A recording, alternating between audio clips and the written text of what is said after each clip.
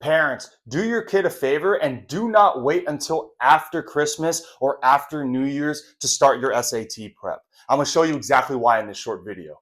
For those of you guys who don't know me yet, my name is Jared Wynn, and I'm the founder and director of Geometry Guru's SAT prep.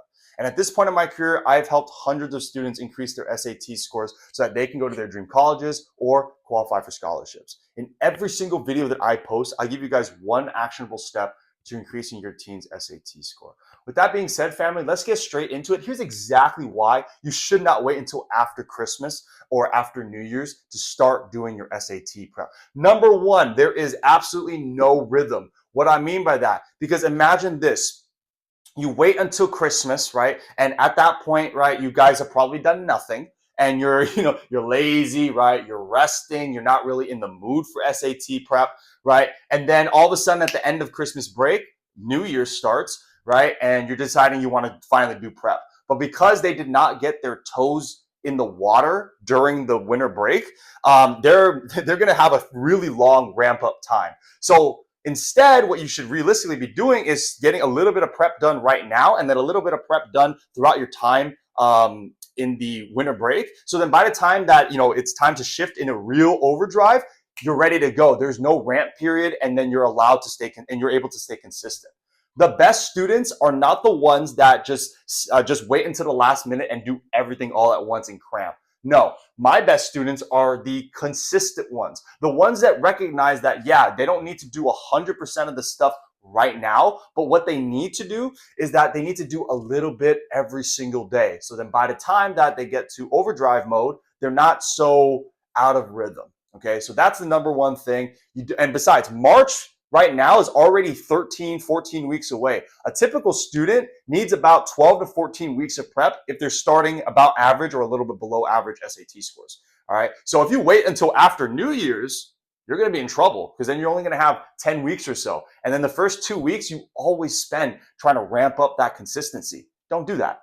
Number two, you need to diagnose your weaknesses early. So this kind of goes straight into this one right here, because if you do it now, the initial data is always kind of funky, which means that the first diagnostic test that you take won't reveal all of your true weaknesses right away. So the reason why you need to stay consistent is because you need to do work that validates those weaknesses. What do I mean by that? So if on the test, right, you're getting questions correct, but then on practice, right, you're getting them incorrect, then reality is you probably just got lucky on the exam and now that's a real weakness that you didn't know about before.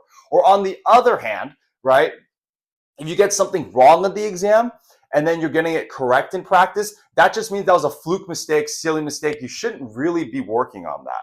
So what you need to do is make sure you diagnose early and be consistent early so that you can get legitimate data on what your weaknesses are. Because if you wait until January, then you're going to have to do the entire process except 2-3 weeks behind, because you don't have that first test. You haven't been doing your diagnosing. You haven't been practicing, right? So you don't even know that your first initial weaknesses that are exposed by your first test are really weaknesses. But if you start now, by the time it's January, you will already have plenty of iterations of your work. So you know exactly like what's a weakness and what's not, importantly. Last but not least, the reason why you should start now instead of waiting until after January is because there's always going to be something in the way.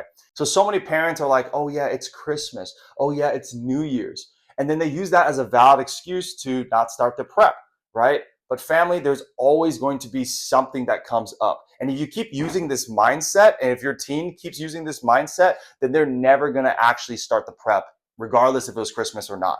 Because there's always going to be another AP season. There's always going to be another extracurricular. There's always going to be another internship or another opportunity or hanging out with your friends, right? There's always going to be something else that's going to be in the way of starting your SAT prep. And the best students, they realize an opportunity when they see it and they take it right away, despite what they have going on in their life. Okay. So you need to make sure that your teen does not start this habit of like, oh, I'll do it later. I'll do it later. Because just like, millions of other students and millions of other people, later will never come. All right. So family, that's exactly why you need to start your SAT prep now instead of waiting until after December or January, especially if you're doing the March exam.